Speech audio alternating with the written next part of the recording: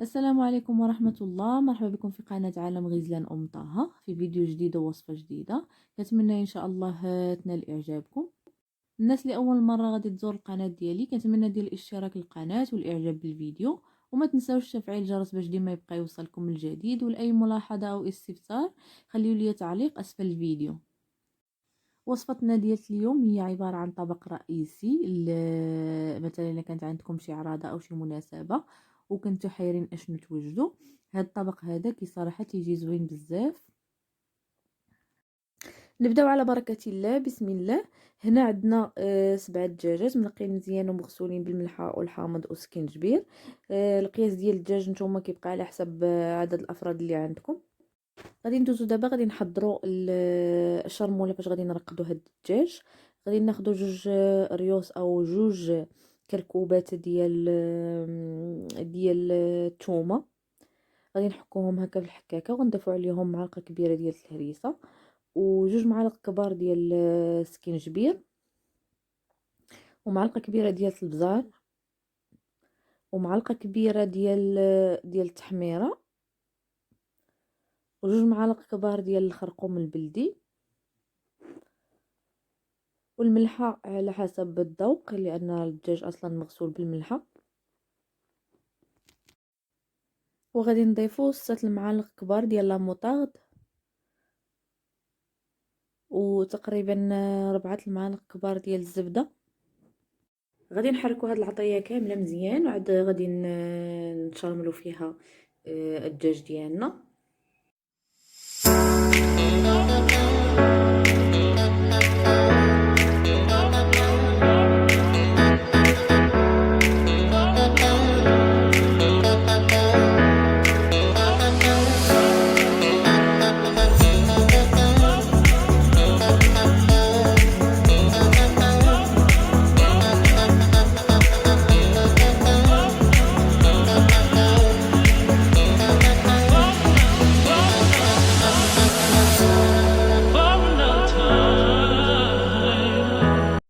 وما تنساوش تضيفوا عصير ديال الحامض تقريبا حامضه كبيره معصره لان الدجاج ضروري تيبغي الحامض.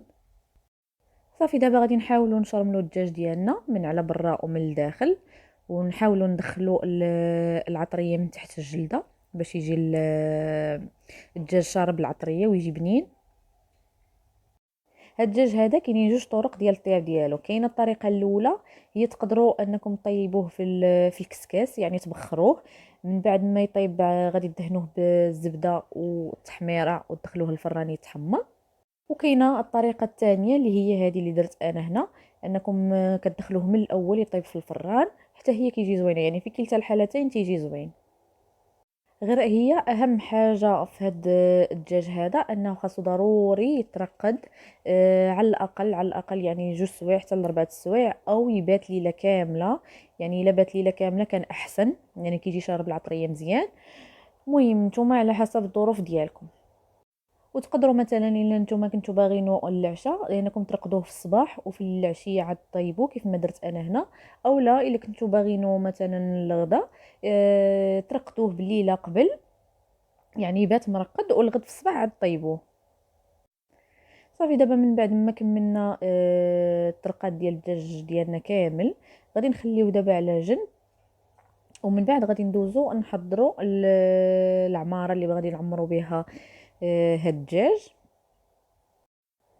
هاد الدجاج هذا عمرناه بالحوت والشعريه الصينيه والشامبينيون والزيتون.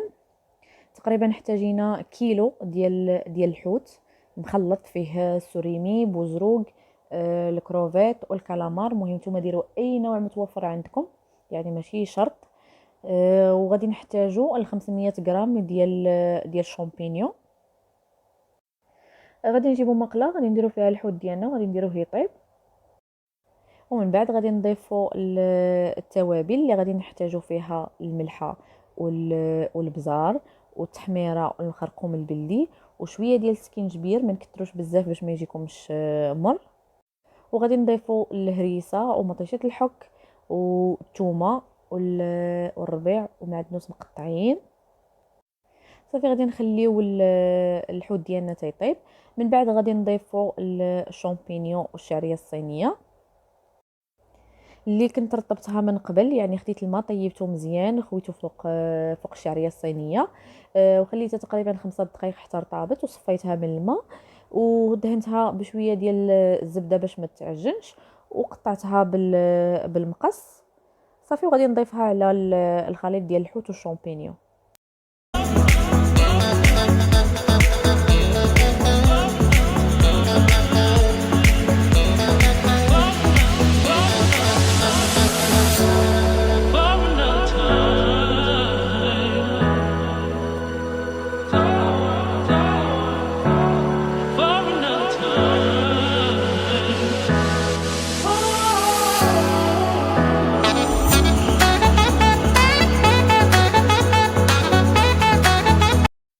من بعد ما الحوت ديالنا يعني قرب يطيب غادي نضيفوا عليه الشامبينيون اللي خدينا الحبات ديالو اللي كبار وقسمناهم على جوج، وغادي نخليوهم دابا يكملوا الطياب مع بعضياتهم.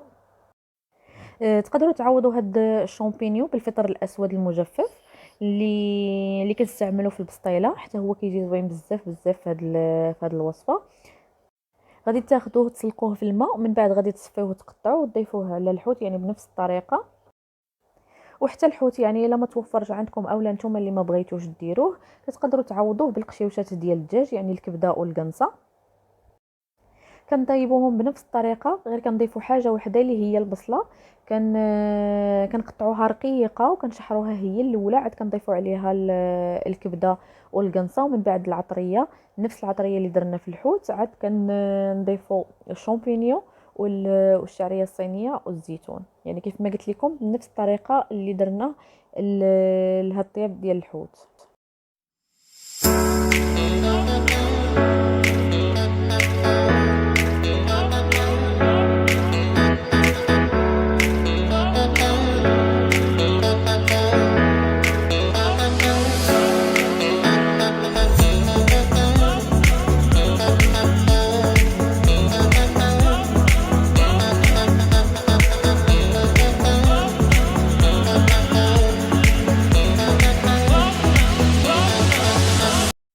صافي دابا من بعد ما طاب لينا الحوت والشامبينيون غادي نضيفوا عليهم دابا الشعريه الصينيه اللي كنا سلقناها من قبل، وغادي نخلطوا كلشي مزيان باش حتى هي تشرب لينا ديك العطريه. صافي وغادي نخليوهم على جنب حتى يبردوا.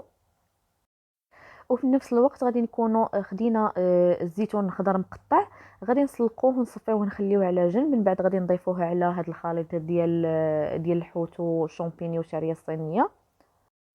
والقياس اللي احتاجينا ديال الشعريه الصينيه في هاد الدجاج تقريبا 400 غرام.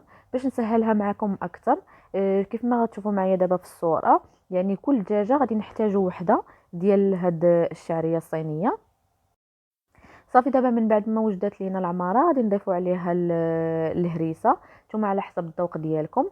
من بعد غادي نضيفوا الحامض، يعني حامضه وحده مصيره مقطعه رقيقه، وغادي نضيفوا الزيتون اللي كنا سلقنا من قبل، وغادي نخلطوا كل شيء مزيان. وغادي ندوزو من بعد غادي نضيفوا عصير ديال الحامض. وما تنساوش بطبيعه الحال تذوقوا الملحه، تشوفوها واش ناقصه ولا لا. هما 3 الحوايج ضروريين في هاد العماره، يعني الحار، تتبغي تكون شويه حاره، والحامض والملحه باش ما تجيكمش مسوسه، باش تجيكم العماره بنينه. صافي دابا غادي نضيفوا لا موطارد، وغادي نحركوا كلشي مزيان. من بعد غادي نضيفوا القزبر ومعدنوس مقطعين.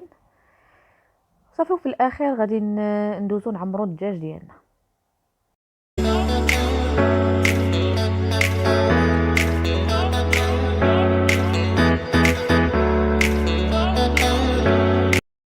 صافي دابا من بعد ما العماره ديالتنا وجدات غادي نجيبوا الدجاج اللي كنا وجدنا من قبل، وغادي نحاولوا نعمروهم بشويه بشويه حتى نكملوا الدجاج ديالنا كامل. وغادي نحاولوا عليهم بشويه لان راه مازال غادي تنفخ لينا ديك العماره ملي غادي الدجاج ديالنا غيكون كيطيب.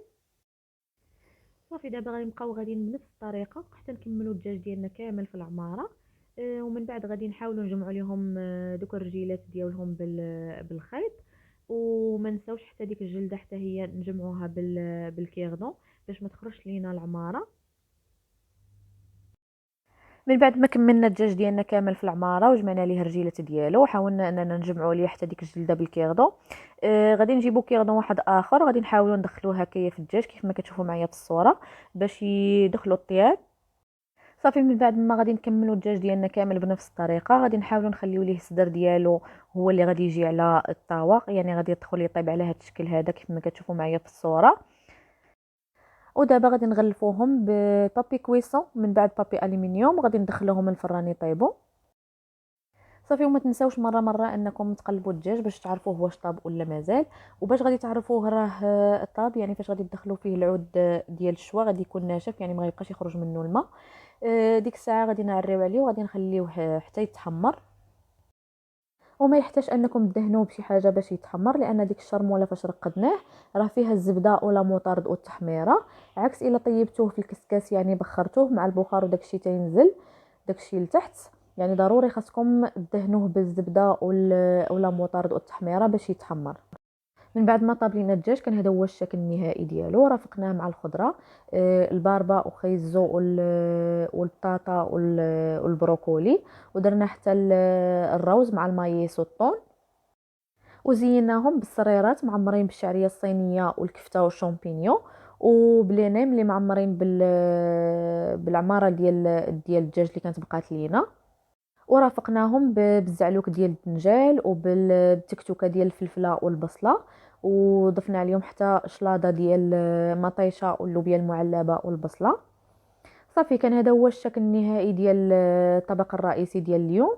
كنتمنى ان شاء الله يكون نال اعجابكم. والناس اللي اول مره غادي تزور القناه ديالي كنتمنى دير ابوني للقناه ولايك الفيديو، وما تنساوش تفعيل الجرس باش ديما يبقى يوصلكم الجديد. ولاي ملاحظه او استفسار خليو لي تعليق اسفل الفيديو. ونتلاقاو ان شاء الله في فيديو جديد مع وصفه جديده، وكنتمنى ان شاء الله نكون ديما عند حسن ظنكم وبالصحه والراحه.